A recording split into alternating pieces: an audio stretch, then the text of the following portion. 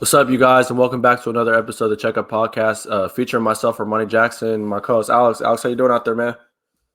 Man, I've been doing really good, man. Can't lie, just life's been going well. Um, Glad to be back. I know it's been a week off steps the last recorded episode together. But I'm hmm excited. We got a lot to talk about, especially getting ready for the season and covering a little bit over the All Star. Yeah, most definitely, man. Yeah, we just dealing with bad weather out here in Bakersfield right now. Stupid rain right now, Oh, man. It's crazy, but yeah, it's crazy right now, man. But diving in, bro. Like, what was your thoughts about the All Star game, All Star weekend, and stuff? I just want to say that I wasn't super big on board with the whole having an All Star game. hmm With the way the world is set up right now, with the global pandemic and all that, just being cautious. Obviously, they chose a city where they could do that. I know that players weren't super with it going into it, and because of it and them trying to be conscious, they jam packed everything into one night, which I like to a certain extent because like cool, quick one Yeah, and done like event. I still definitely love the spread out the way it was before, making it a whole weekend instead of a day. Um, I must admit, they failed me as far as the communicating that the All Star the dunk contest was happening at halftime, bro. I didn't know that. I had no idea. yeah, I walked yeah. away That halftime. was I something looked new. back like I missed the first dunk. I missed Cassius Stanley's first dunk because I had no idea it was happening at halftime. I'm like, why? Who Yeah. wants to watch half? Like, there's nothing happening. Um, hmm I mean, it was also disappointing, bro. I knew the dunk contest. I was hyped for the dunk contest just because I knew these guys were young guys that got bounced, and it didn't disappoint because the dunks sucked per se. It just disappointed one because there was only three guys. We're used to four. I Yeah. guess I'm spoiled, but three isn't enough. Um, and then the judges, oh my God, it gets worse and worse every year. How is Yeah, Cassius Cassius Stanley Stanley didn't a get good enough that score? I thought he My should have got. no, bro. No, and then Mhm. I feel like that's the reason why he quit on the second one because he was just like, you know what, forget it. Like they're just gonna give me a weak grade anyway. I'm like, Right, like I think he just gave up towards the end. yeah. So, I mean, uh, shout out to Anthony Simons. hmm Yeah, Simons. Um, on winning it, that was a great dunk to win on. I like blowing a kiss to the rim. That was hard. He was. Yeah, I didn't dude know got stupid I knew he bounce. bounced, but he got stupid bounce, bro. Yeah, he And got crazy bounce, bro. other than that, man, Curry showed up and told me he showed up and just said, "Look, I am who I still am," and showed hmm y'all that I can still drop threes better than anybody, man. Mike Conley gave him a good run. Props to Mike Conley though, because my man had no idea he was going to do this. He had no idea he'd be an All Star game. I can tell Right. he probably wasn't practicing threes for the All Star game because he didn't plan on doing it. But he definitely went out Yeah. there and put up a show both rounds. Definitely put people on notice to remind him that he can still shoot. You know, Mike Conley's not hmm just a facilitator; like he got a burner. And that put me on watching him Very come down. underappreciated I'm point definitely guard. watching. Oh, most definitely very underappreciated. I was surprised to hmm realize that was his first All Star, but then I realized, he's played in the West his whole career, and being a point Yeah, guard in the in West Memphis. is very tough. Especially your entire Yeah, career is very tough. You have to be the best of the best in order to solidify your spot. exactly. And Mike Conley finally got it. Albeit the circumstances, who cares? He got it. It's on his resume. That's hmm all that matters. Um, Right. All Star game was fun though, man. It's fun. I knew Team LeBron was OP. Team Durant had Super a whole OP, lot of stupid OP. super OP. Oh my God. Team Durant All playmakers at a had a lot starting of dudes. lineup. Yeah, that was the real difference because Team LeBron had playmakers that could score, and Team hmm Durant had more just scorers. It was just all scorers on Team Yeah, Durant. ISO players. Like Yeah. ISO players, dudes that just can get a bucket themselves. And I hmm think that's just what it was. So Team LeBron came out there and just started putting the hurt on them. Watching LeBron and Steph play together, bro. I don't know if I'll ever get to see it again, but man, that was dope, bro. That Yeah. was hard. I wish we had like a LeBron and Steph Team USA team that we got to have for our era, our Oof. version of the dream team. Oh my God. Yeah. What? That would have been What? crazy, bro. Just to I've witness been that. crazy. Imagine. Then we had Yeah. so many more debates about the dream team now, bro. If we had hmm our own Did, version, right. Did another you see the version, lineup but when we they couldn't had do the Kobe version. yeah, bro, it would be crazy. Did you see the lineup when they had Chris Paul, Damian Lillard, and Steph, bro? They were all catching lobs. I was Yeah, like, what bro. I is was like, this? whoa. Hey. I knew Like, where Dame did could this dunk, come but from? like But like Steph and Chris Paul got a dunk in last All-Star game too, though. That's the crazy part about it. But he saves it for the All-Star game, bro. He don't try it all the entire season. All-Star game, he'll give you one. But I didn't know he could catch a lob. I'm seeing him do yeah, he dunks caught a himself. lob. And they caught a lob. Like, hey man, that's some good athleticism at his age, bro. That's pretty cool. Steph and Dame each hit 8 threes, and then Giannis went perfect from the field. I was like, whoa, Giannis hit 3 threes. I mean, we know he didn't call bank on those, bro. We know he didn't. No, heck no. It's still impressive, though. It's still impressive. I didn't think he was going to shoot 3 threes. I mean, once he got rolling with he hadn't missed anything. I mean, albeit they were all just dunks. I was like, he's not going to shoot anything he wants to miss, and he'll here jacking threes. I'm like, oh, yeah, his side steps too, crazy. Yeah, he was out there having fun. I definitely think it would have been a whole different game had Joel Embiid been out there, man. Yeah. That's what Team Durant was missing, but unfortunately, we got what we got. You know, it was a great game. You definitely could have gave MVP to easily either Giannis, Dame, or Steph. It's really who you chose to give it the MVP to. Yeah, Giannis is deserving. I mean, he would definitely deserve it. He had a few other stats, on top of that. But obviously going 60 for 60 from the field. What people want to hate on running and dunking, I mean, that's what my man is out there doing. And if you can't stop him and he give you 35 points, I got no problem with it. I have no problem with it. And they led every single quarter of that game. Like they didn't not lead. Yeah, Durant didn't win no quarters at all. Team Durant didn't win no quarters at all. And Giannis was laughing before the game when they read him the starting 5. He said, "Oh, that's the starting 5? Oh, it's over. It's a wrap." And everyone was like, "Yeah, you're gonna regret that, bro. Like, you're not. That's not like no, bro." And they won from the tip on, and it was never close. Mm-hmm. Yeah, bro, and it's crazy because LeBron's first pick was Giannis, and then after that, his second pick was Steph Curry. I'm like, bro, them 3 alone is already a killer lineup. Giannis and LeBron is already a killer lineup. And the crazy part about it is LeBron only played, I believe, 13 minutes that game, only scored 4 points. Like, what? Like, but I mean, it just shows, like, the greatest of the players we have in the league, bro. Like, we got superstars who can shoot. We got superstars that get to the rim. We got centers that can play make now. Like, it's crazy, man. Like, I love it, bro. Like, I enjoyed it for sure. The only thing, like you said, with the dunk contest was kind of underwhelming. But I mean, at the same time, though, I do think they do need to fix the judging a little bit. I feel like they're trying to go off of this thing what D Wade did when he gave old boy a 9 last year. I'm like, bro, like, come on, bro, like, give the man some respect for his dunk, man. Like, I don't know, bro. It's a tough situation with me. Other big news though, we got. Oh, what you got to say?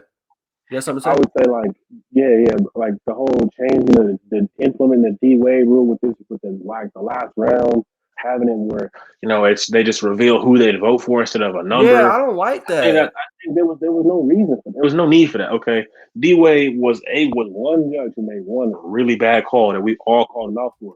We didn't like it takes away from the whole allure and the surprise of like, bam, this is your number and you got to get this number. Like instead of just they both done. Just pick. I feel like there was no need for the change, and I think it takes away from the nostalgia, of the scorecard, the boom. Like because then what's the point of doing that in the first round if you're not going to do it in the second round? Right.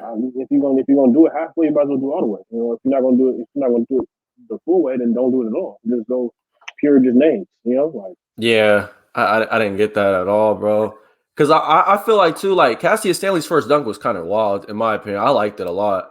So I'm thinking like under the leg he jumped off of. Right. You don't see that shit every day. That's what I'm talking about. It was like people aren't doing that, bro. There's a reason why people aren't doing that. Exactly. But I mean, I don't know. That's the only thing that kind of underwhelmed me. Sabonis won the skills competition. He beat out Chris Paul and all those guys. I was like, wow. Sabonis, I really like Sabonis, bro. I always been on the train with him, bro. Like he's a double machine every night, but he has a good skill set. I like him a lot, bro. He doesn't get enough attention just because he plays. No. When they get in the playoffs, if he's healthy when they get in the playoffs, bro, he's gonna earn his respect. I promise you that. Yeah, because he's really highly reputable in my opinion. Another big topic we got going on though, Blake Griffin just signed with the Brooklyn Nets this past week. Off of the buyout market from Detroit. Like, how you feel about that and stuff? I have two feelings about it. If I'm being honest, one I'm kind of iffy. I saw Shannon Sharp make this tweet earlier with this post. He was talking on the show earlier today, And he quoted a Kevin Durant tweet that Kevin Durant made in 2010. And it says, "Not everybody want to play for the Heat and the Lakers. Let's go back to being competitive and going at these people." And here we are, 11 years later. Kevin Durant has not only joined the Golden State Warriors with a super team, okay, he joined that one. Then he went over and built his own in Brooklyn. Yeah. The beginning of the season, bro, it was KD and Kyrie, and that was it. That's all we had was KD and Kyrie, bro. Yeah. That was KD, Kyrie, James Harden. Now you want to add Blake Griffin, and if Andre Drummond gets a buyout, which we'll talk about later, they also want him too. Like, what more do they need? I mean, you got a big now, but you didn't solve any of your defensive problems because Blake Griffin cannot do anything for you defensively. Yeah, like, especially in the interior. He's 6'9". He's gonna be a small ball 5. Man, he's a small ball 5. He's just gonna take off minutes for Jeff Green. They're just gonna interchange minutes. Whoever's hotter that night is gonna get the brunt of those minutes. Yeah, like because they do the same. They play the same position. They played without Blake Griffin's explosiveness and his dunking ability. He is a Jeff Green. Like they're a power forward who can put the ball on the floor a little bit and can shoot. Yeah, they're the same player. Like except Jeff Green is just a little bit older. But in terms of how it affects the Brooklyn Nets, I think it's a solid pickup because he's available. He is worth more than what they signed him for. They got him for the veterans minimum, which is like $2 million. Yeah, Blake Griffin, and that's the benefit of it. Bro. Like they got him for nothing. They still have an empty roster spot that they can still sign somebody else in. And Blake Griffin allows you to stretch the floor. Like he now links back up with his teammate Andre Drummond. Okay, so there's a good connection there. Oh, DeAndre Jordan, yeah. I mean DeAndre Jordan. Yeah, DJ, yeah, from the Clippers days, yeah. And then Blake and KD have always been cool. KD was the main one who's reaching out and convincing him to come. And now it's like, can you imagine like Kyrie in a pick and pop with Blake Griffin, and you got KD and James on the wing, and I don't know, Joe Harris on the court too. Like there's shooters all around you. If they both roll to the court, who you gonna go? Who gonna collapse? Somebody out there gonna make. Somebody has to though. That's the problem. Like Brooklyn is what the Suns were and what Mike D'Antoni's been trying to do in Houston on steroids. It is an offensive. That is very true, bro. They live by, die by offensive game. Their team. I mean, obviously, you have to play some defense to win a championship. Yeah, of course. Win championships. But if you have an offense that is so unstoppable, you don't really need that much defense. Your defense just has to be ordinary. And if they can get to ordinary by the time the season ends, and they're extraordinary on offense, it's a cakewalk to the East. It's a cakewalk to the finals. Like who is stopping that? If you're telling me I have to stop Kyrie Irving, Kevin Durant, James Harden, Blake Griffin, Joe Harris, like I have to stop them for 4 games straight. Or no, at least 4 games out of 7. At least 4 games, yeah, you got to get wins. Yeah. At least 7. I have to stop at least 3 of those to get a win. Even if you don't stop, if you let 2 of them go off, bro, you can lose that game. If KD and Kyrie go off, you lose that game. If James Harden has 15 assists, you're losing that game. Who do you stop?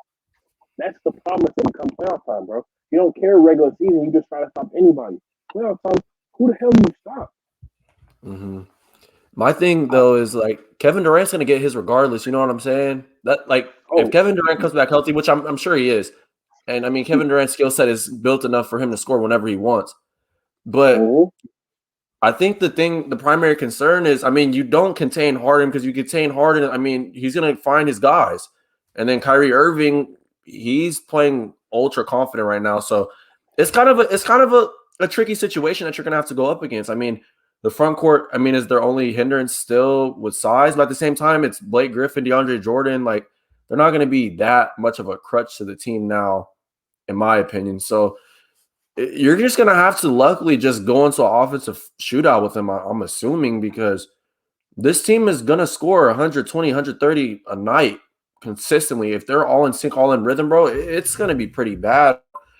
And thing with Harden though, being a playmaker right now, he's averaging 25 and Danner with the triple double, bro. Like he's on pace to get there if the season continues to progress with him healthy. It's gonna be a problem, bro. And I just feel like they're trying to bulk up a team to guarantee success in the East. And I'm not trying to say it's a battle to beat out Braun or whatever, but it's a battle to ensure that they get this championship winner that they're seeking after. You know what I'm saying, bro? Like they're trying to not just say, "Oh, this is like a 3-year process." No, like they're all in right now. As what it seems what Sean Marks is doing, what Steve Nash is doing as coach, like it's all offensive focus, bro. Like, and I mean, the thing about it is that's what the team is leaning on right now. Mm-hmm. It's most definitely a win now because when I look at Brooklyn, I look at their moves they're making. I'm thinking like, okay, you got KD, who I believe signed a 4-year deal. Kyrie, who also signed a 4-year deal. James Harden, who has a year left on his deal. A year left. KD has one more year after this one, yeah. Okay, so because this will be his 3rd year in his option, player option. They're putting a lot into winning now. Winning, they want to win now, essentially. Right. My question is if let's say they don't win, right? I don't believe they won't win at least one in the next 3 years. There's no way they'll win one at least 3 years. They're winning one in the next 3 years. They're going to guarantee a win, yeah. But if let's say for some reason they don't, what have like they're not set up for a future. If this doesn't go, they're not. They gave up everything. The Brooklyn Nets are going Jared Allen is gone. Karis LeVert is gone. There's nobody. There's nobody, bro. There's no talent. I mean, there's no up and coming talent coming off. Yeah, there's no farming system no more. There are no young guys on that team at all. They're all around like the same age. There's no rookies on the team at all. Everybody's vets now. Yeah. Gave away some picks. I think they got a few second-round picks, but you know, I think teams go all in on that win now mentality, and you get a chip and you get the money and you get the notoriety. Like, is that, you know, are you, because I think, but I understand the point because it's Brooklyn, you know, it's Brooklyn. If you win a chip, market and all that stuff, it doesn't matter. It doesn't matter, you know, because everyone's going to want to commit. Oh, I can come and win in New York. Who wouldn't want to come and win in New York? Like, you at least can it's a market. You can at least become a team. You can start stealing the guys who want to play for the Knicks and want to live in New York but don't want to play for the Knicks. You know, because there's players that want to live in New York and play basketball but refuse to play for the Knicks because the Knicks are sorry. Yeah, it's fair. If you ownership that problem and you become a good team and you have a good ownership, you can suck every NBA player that wants to live in a big market, wants to live in New York and ball out. He now plays in Brooklyn, and then the Knicks become irrelevant, essentially. Yeah. Or at least they become less than, you know, you're not a little brother like the Clippers are, you know, because they still little brothers. Yeah, and because it takes time, especially for a franchise to build up again too, bro. Like, I mean, we're kind of seeing with Detroit now. Like, I mean, they just let go of BG, they let go of D Rose. They're in a direction now where they're in full rebuild mode. Like, they told Blake Griffin, like, hey, bro, like, we're looking to rebuild. We're going to a full rebuild mode. Like, you don't expect these things to happen all of a sudden, but sometimes that's the kind of the position you get your team in, bro. Like, I could attest to this too with the Lakers, bro. And I'm not no bias or anything, but like when Kobe retired, bro, we had no future to go into right after the rip like that. Like we started drafting all these guys, like we always talk about D'Lo and JC and, you know, BI and stuff like that and Randall, but we didn't expect this right off the rip that, okay, Kobe was retiring and we're going to just go straight to poop. Like we didn't know that, but at the same time, we didn't have a pre-assumptive future where we could just sit there and say, okay, this is our future. This is what we're going to stash on and this is what we're going to invest in and hope that they can bring success. We didn't have that. And so what you do now is like you have to restructure your team. You got to build up a whole new system, a whole new culture because the old is gone. And that's kind of the thing I hated about the Harden trade, bro, was the fact that if you could have kept Karis, keep him. Or not even Karis, Jared Allen, if you could have kept him, keep him. Like, why did you have to do all this logjam stuff to let go of all these guys that were so pivotal and could provide as much impact as it is? Because if this team loses, bro, I mean, we're going to be looking back on it like, damn, was this trade really worth it? But at the same time, I just think it's the expectation that we. If they lose, this is the most overhyped and oversold team ever, bro. Like, this is just. And the thing about it is, this is the biggest disappointment ever. Yeah, and the thing about it too is the fact that Sean Marks is making all these moves just to get these guys to what? To win a championship, right? But at the same time, Right. on paper, or what we look at, this is one of the best dominant scoring teams we've ever seen. Kyrie, Harden, and KD itself is already killing. And then you add Blake Griffin in there, another playmaking power forward. Like, so it's just like, I just think it's a way to try to go all in. And maybe they think that signing Blake would bring Drummond along. I don't know, but going into with that, bro, like if Drummond's bought out, like where do you see him going? See, that's the thing because I'm not sure what Drummond is willing to do at this point in his career. You know, I don't know what He's kind in of an player iffy position, Drummond. bro. I don't know how he views himself because as of this year, he's averaging 17.5 points, 13 and a half rebounds, 2.5 assists, and a steal and a half, and a block, 1.2 blocks. But he's shooting a career low of 47% from the field. So Yeah.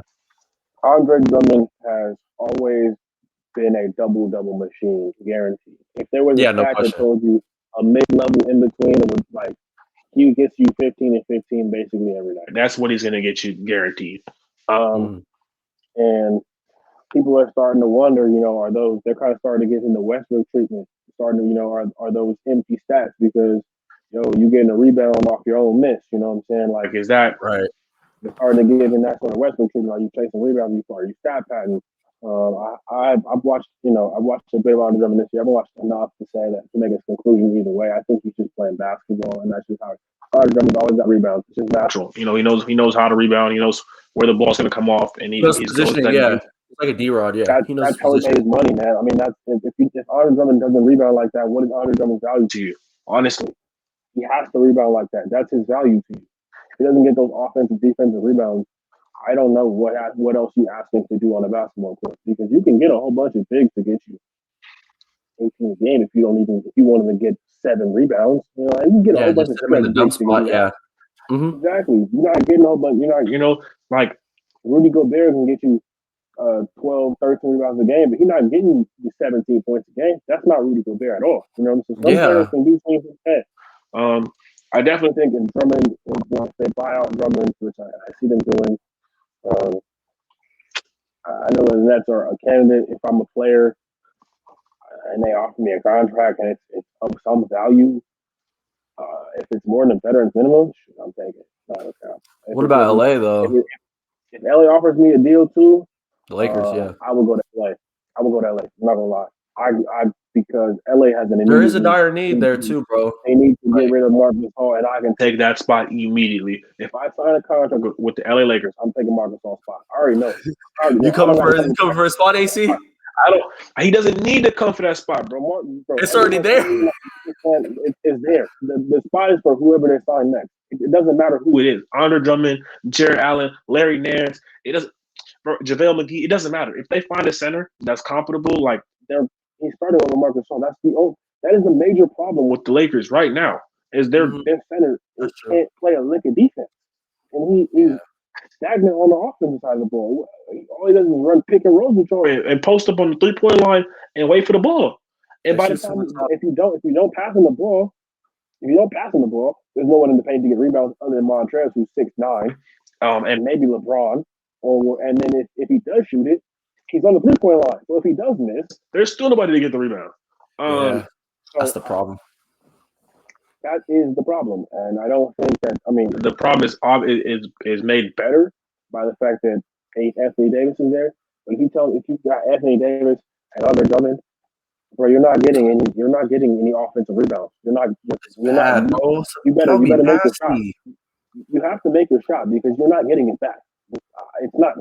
That ball's getting snatched out of the air right off the rip. And if you do get it back somehow for the long rebound, you better not put it back up.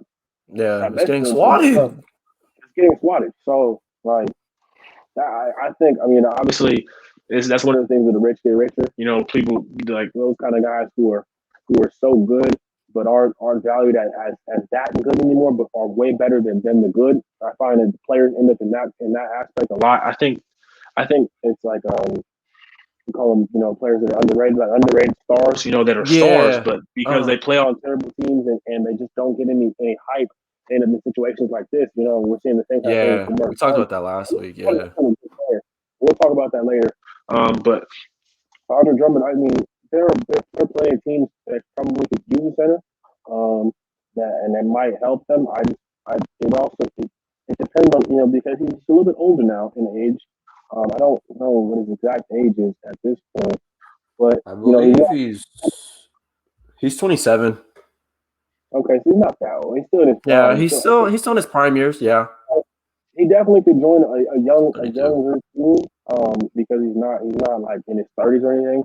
I mean, just sitting here thinking about it, I could think like a team like the Kings could use a guard. I mean, a center that can go out and just Over give some. Rashawn Holmes. Hell Or yes. Rashawn Holmes, I mean, he's a good player, but maybe he He do is. better Yeah, no in disrespect. a backup role. Maybe you do better in the backup role where he can develop a little more. You know what I'm saying, and get some Produce leadership from more somebody numbers. else. I'm not trying to knock him. I'm just saying that DeMarcus. I mean, sorry, Andre Drummond is better.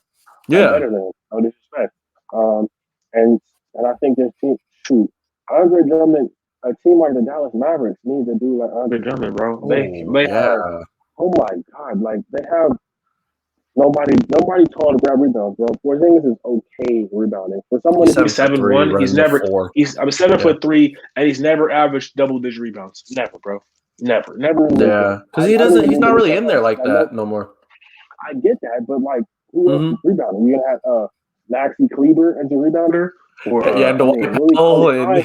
Willie Cauley-Stein gets some good minutes. You know what I'm saying? But like, Andre Drummond is like, I'm just saying again, Andre Drummond is just better. He has been better, and it's no disrespect. It's just the truth. He's a better player, which is why he signed a bigger contract and he's been a starting role his whole career. So there's definitely places for Andre Drummond. It just I don't know if these places necessarily want him and see them in their role. Andre Drummond was kind of a old school center in a new school game. You know what I mean? Yeah, he's like a 90s guy that jump shot, or a 2000s guy. Doesn't have that jump shot. He's really poor free throw shooter. I mean, he's gotten better over the years. Obviously, I'm not going to try to just take. He's shooting like 60. But, yeah. But I mean, that's still not great. I mean, come on, man. 60% of your free throws. You just kind of need a little better. So I think it's definitely going to be interesting to see what he's in a good position though, because there's a lot of teams that are trying to get over the jump. But even the teams that are trying to get over the jump, there's those teams like the Lakers and the Nets that are just going to try to like put themselves even higher on the cusp of a better chance in the West or in the East. So I mean, he's in a really good position to sign, even like with Buck's minimum contract. Even if you sign the minimum, you're helping yourself guarantee yourself a championship, and not like in this time right now, like it's kind of important for these guys like that are that dominant or that trying to get a name for themselves. Go get you a ring. Go get yourself a ring. And I mean, you're not just sitting here saying, "Oh, I just hopped on the team and I earned it." Like, no, you're gonna be a productive guy for your team. You know what I'm saying? So that's how I see it. I don't know, man. I don't know. I mean, it's kind of tough. I mean, we don't really talk about it a lot, but the centers, there are a lot of good centers in the league right now. There really is, bro. Surprisingly, teams have a lot of good centers.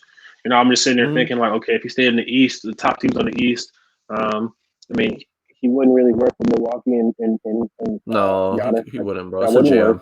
You got the Pacers. They already got Sabonis and Miles Turner. They don't really need him either. They're building a future. The Magic has Vucevic. Can't go to the Sixers because they got Embiid, and then they got Howard off the bench. The Celtics have too many centers. They already picked up Tice and Tristan Thompson. And Drummond wouldn't be a fit because I feel like they need a stretch center. They don't like a guy like a Caleb would be good for Boston. Yeah, and they don't need him. They now need what they had before at Al Horford. They didn't need it before, but they need it. Yeah, that's true. Like Al Horford would be perfect right now. But let's see who else is the team. The Knicks. The Knicks have a good center and Mitchell Robinson. Yeah, he's a good young center. The Hornets. I don't think they're maybe. But I don't know if they would. I mean, I could see him going to a team like the Hornets. I guess they have space for him. I know that Diallo will be out there running most of the time. Bismack. Yeah, I forgot about him. So I mean, there's teams that he could find a place, and he definitely has space. He's guaranteed a spot. Yeah, and then Carey. Yeah, he could get a spot on the teams like that. But are you willing to play for a team?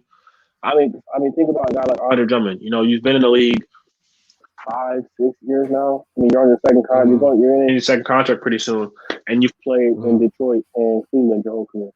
You know, like Yeah, he's been on it's very bad teams.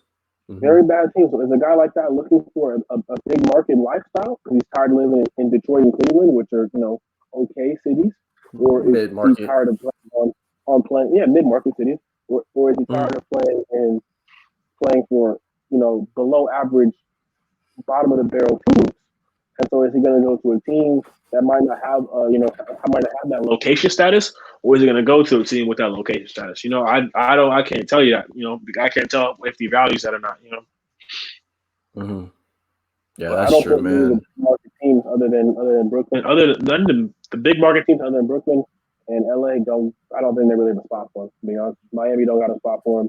New York don't really No, got a spot for no, him. they got Bam and yeah, LA, no, the hell no. Clippers don't got a spot for him. Like there's not really Mm-mm. place for a center right now at this point. Right. Oh, bro, I was thinking about this. Now we had the Harden trade with Houston, right, and all that stuff. Mm-hmm. Victor Oladipo denied he didn't accept the contract extension, bro. Like, so Houston Very true. thought that Victor Oladipo would stay, but obviously his intention looks like he wants to go elsewhere. Obviously, Mm-hmm. now you don't let him walk, right? You trade him, right? Or what do you do in that type of situation? Like with the GM hat, like what would you do? Because obviously he denies it. You know he's not coming back, but like what is your thoughts with that? Like what do you do? Um, I mean, you ship him, right? I don't know what my thing is. Okay, how much trade value? I mean, Oladipo's been he's playing well right now. Let me put this actual stats on right now. He's doing good. Mm-hmm. The thing with that is when you take a chance on a player and they're not willing to resign, obviously your first move is to go and try to move them, right? Because Yeah. you want some security. But then the player that requires the player giving you an idea of where they want to go. Because I'm not trading for someone who you've already given an extension to, who told you he's not re-signing with you unless I know for a fact he's going to re-sign with me. Right. I'm not picking up Mm-hmm. that trade, and I don't. And Victor Oladipo is in no position. Well, frankly, he has no reason to offer up that information. Well, I have no reason to tell you right now. I think this is last year in his deal, right? This is it. Yeah, this is last I have year. no reason. I have He no denied reason. it. Yeah. I would like to go to XYZ team because I can play this entire year out, get the money you guys owe me from the contract I'm already on, and I can leave and negotiate my own contract. And if I want to come back, we'll come back and we're going to talk at the table about the contract and the price that I set. Right. He can't come. He can come back to Houston for agency and be like, "Look, hey, they give me this. You want in? You got a chance to. It's not like he doesn't want to play for Houston. And so why would I limit myself to opportunities to shop myself around to just stay with Houston when I never initially said I wanted to play in Houston? I don't know where Right. Houston's going. This is a guy who started with the Magic, then got traded to the Thunder, To the I believe, Thunder. Yeah, in the trade. Yeah, and years. now in Pacers, and then is back and is now in Houston. That's 4 different teams, and he hasn't been in the league that long. I mean, he hasn't even been in the league for 5, 6 years yet. I Mm-hmm. think. Vito's been in the league for 7 years, like 6, 7 years. Like he's going on his 6th, 7th year. Yeah, literally. So, I mean, 4 years and 14 and 7 years. It's not. I mean, obviously he's looking for a little stability now. And I think he deserves it to himself because I don't think he's had an opportunity yet to really test the free agency market. He signed No, contracts. he's always been shipped and moved and as a traded. valuable asset. Yeah. Exactly. And so it's now you get a chance to call your own shots, and players definitely earn that and want that, and I don't see why there's any reason for them to give it up. So as a GM, I don't know what you would do in that situation. I say you just keep him on, and you take calls though, right? If there are calls, absolutely, because the Right. calls tell me that you think that he would want to sign with you. But I'm saying I don't see people answering my calls saying, "Hey, yo, I'm shopping Victor Oladipo around right now. He got 1 year left on his deal, but I'm pretty sure he might sign to you." Like, no one's picking up that call saying, "Yeah, let's work it out." No one's doing that.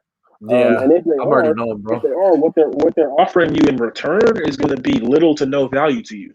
it's going to be so minimal that it's you're going to going be to be like, pieces that are just fillers. Yeah. It's going to be either just draft picks or cash considerations or something like that. It's not going to be something actually worthwhile.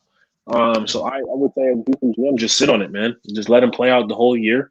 Let him get. I mean, as a player, just let him do what he can for the Houston organization. Put his best show on. The better the show he puts on, the better his trade talk, his trade worth is. If by trade deadline somebody's calling for him, shoot, send him off. But if not, then, hey, we go into the next year. We start looking. The GM, you got to start looking for the next replacement. You're looking for his replacement at this point because there is no guarantee he's coming back. And until he tells you he comes back, you need to prepare to replace him because they can't go into next year not having a two guard.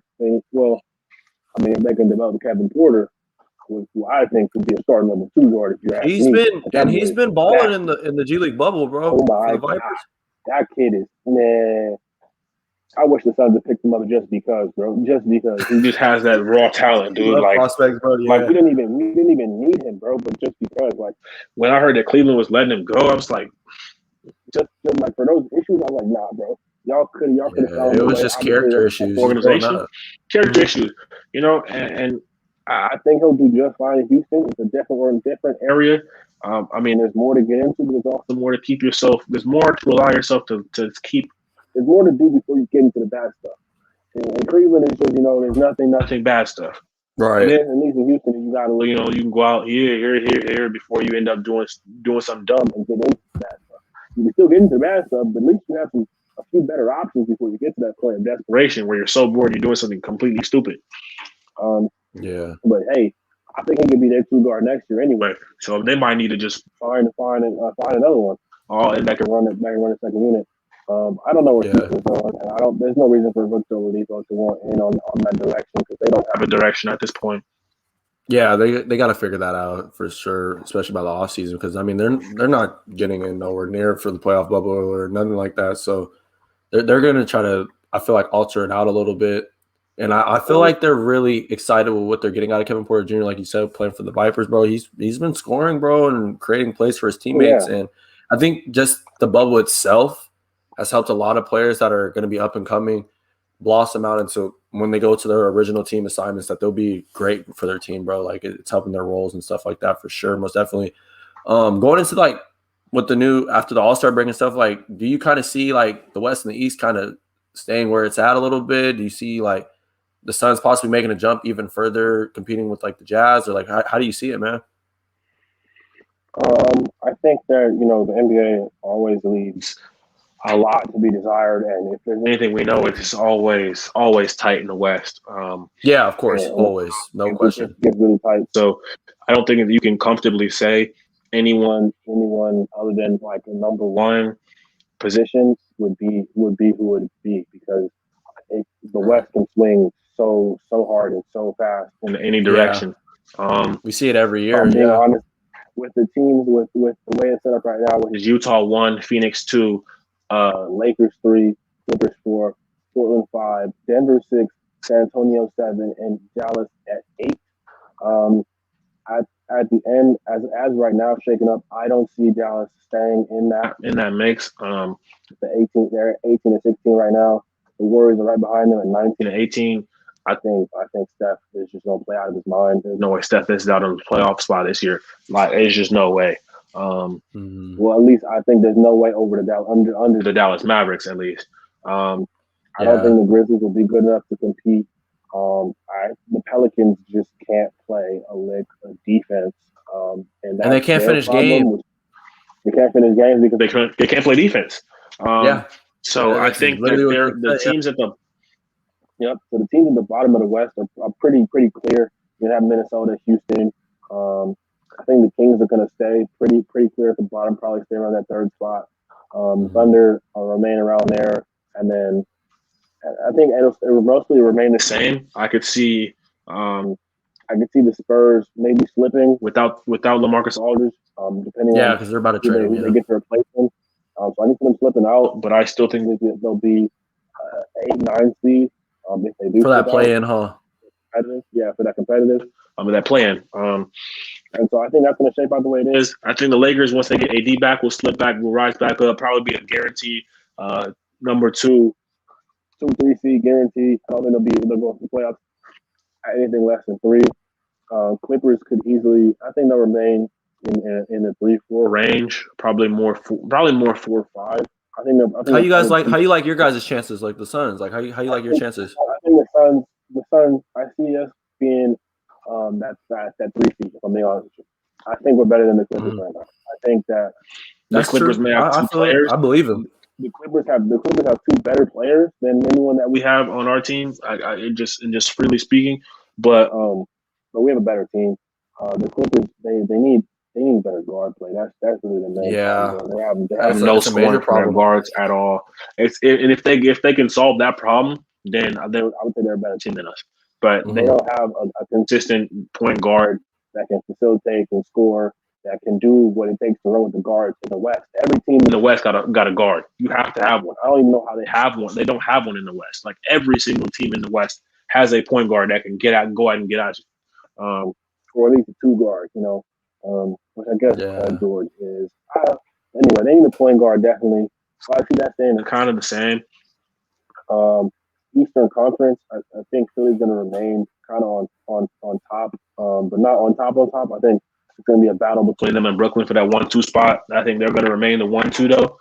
Milwaukee probably come through at third, stay at that 3rd spot, or probably Boston remain at 4. The way the Knicks are playing, barring injury, of course, I'd say the Knicks can stay at the 5 spot, but probably could be interchangeable with the Heat at 5. So Knicks could slip down to 6, most definitely. Yeah, I see them like between 5 and 7. And then you got your Hornets and the Raptors. Raptors are kind of heating up now, but I don't think they're necessarily better than the Hornets from what I've seen per se. They're turning it around, but they haven't shown me enough to believe that they're better than the Hornets. The Hornets are actually clicking on all cylinders. The Hornets play with a lot of energy, and I feel like that drains out a lot of teams. Energy, man. If they get, we were talking about earlier, if the Hornets can get a significant big that requires attention and that takes a part of it and gets that can bring that actual game, there'll be a real team. Drummond and LaMelo Ball. Hey man, that's going. Yeah, that could be. I would definitely if I'm looking at that move for sure, because we have a good team, and it's time for them to make that push. For sure, most definitely. But I can see with the East, there are a few teams that I can see making a change and getting to the playoffs. We didn't talk about this last week because we didn't record last week. But the hiring of Nate McMillan for the Atlanta Hawks. We didn't have a podcast when Nate McMillan was fired from the Pacers. I thought that was egregious for the fact that they fired him. It's a major issue in the NFL and the NBA that black coaches cannot get opportunities and can't hold opportunities. Nate McMillan had 4 years with the Indiana Pacers, took them to the playoffs all 4 years. I don't care that they lost in the first round of every playoff series that they went to. Been there. That means you were a top 8 team in the NBA each of those 4 years. And in the last year they lost, he had no TJ Warren, no Victor Oladipo, and no Sabonis. So what am I supposed to do? What do you want me to do? What do you want me to do with this roster? Run with Miles Turner and compete in the playoffs? And they fired him. Not completely out of line. They fired him. I'm very happy that the Atlanta Hawks picked him up. Lloyd Pierce offered him a chance to be an assistant coach of the Atlanta Hawks. Glad the Atlanta Hawks extended the opportunity to him. At first, David Miller wasn't going to take the opportunity, but Lloyd Pierce encouraged him to do it. So I could see the Atlanta Hawks making a push and a resurgence in the second half of the season because Nate McMillan knows how to coach, man. And I think Lloyd Pierce does too. Lloyd Pierce only got about 2 years in Atlanta. I think, again, that's another egregious example of a black coach not getting enough time to properly develop talent. Who hires an NBA coach for 2 years and fires them? I know Phoenix has done it before a few times. It's not enough time for you. If you believe that someone can make a change in 2 years, then you either thought that they were really that guy or something just went wrong. I just don't think that 2 years is a fair amount of time, but that's neither here nor there. I think Nate McMillan is definitely going to be able to coach them up. Trae Young is a great player. They are a playoff ready team as currently constructed. They definitely can take that spot from the Raptors. I think they're better than they're probably better or comparable to the Hornets at this point. If they get all cylinders rolling and get some good coaching. I'm surprised to see the Pacers are out of the bubble out of the playoffs right now. I expect them to be fighting for that ninth seed, that play-in seed. Karras is going to come back, hopefully. Karras is going to come back, and if Karras comes back, Karras comes back, it's going to be a problem, bro. It's going to get real. It's going to be really tight in the East as well, man. Mm-hmm. Because Zach LaVine is balling. I can't believe he's got the Bulls with him, Kobe White, Wendell Carter. They got the Bulls sitting at that ninth seed right now. Which I didn't see that coming at the beginning of the year. And that's very impressive. Shout out to Lloyd Marketing and the guys out there, the coaching staff. They're doing a great job. They're not getting a lot of media coverage because Chicago hasn't been relevant since Michael Jordan left, and nobody. Oh, I'm sorry, not D-Rose. Since Derrick Rose Jimmy left, Butler. and no one really paid attention. So, but I think that the second half of the season has a lot in store, man. Just leading up to the trade deadline. Because it's really going to the next. It's going to be really interesting to see what happens. What teams which teams are going to go on a losing streak? Because those teams on a losing streak are going to go out and try to get somebody. What teams are going to lose somebody to injury or lose somebody to COVID, and they're going to have to go out and get somebody? I think it's a great thing that the NBA got rid of the game restrictions for players playing in the G League. That allowed them to come in and play in the playoffs, sign to a contract for a team to come for the playoffs. Oh, yeah. Mm-hmm. Even if they passed the amount of they maxed out the amount of games that they usually were held to. And that's great because teams are having to manage with COVID, and they might need guys to come in from the G League to get minutes. So I think the NBA is doing a great job of handling it in that aspect. They stay on top of it, making sure teams have an opportunity to compete and put their best product on the floor. And so I'm really excited to see how this playoff bracket ends up looking, man, and coming back and sitting down and telling each other what we got for the bracket. Yeah, and it's going to be interesting too because Toronto's even looking at trying to trade Kyle Lowry, bro. And if a team like Philly or whoever, I don't know, like whoever can get on Kyle Lowry in that top in those 8 spots, bro.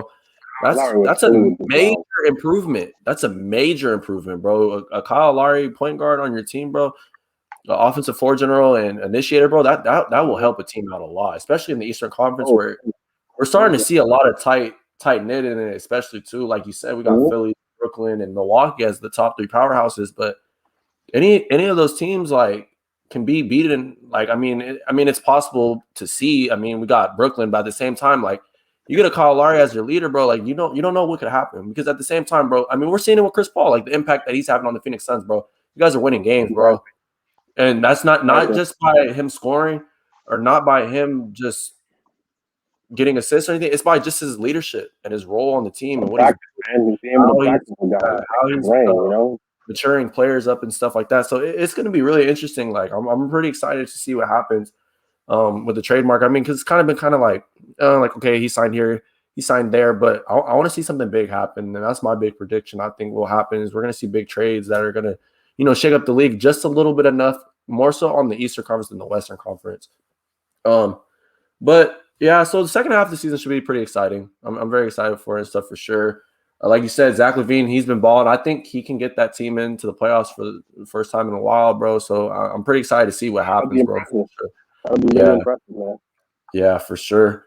You want to wrap us up, man? Anything else you got to say or anything? I think we covered a good amount. Yeah, we're good, bro.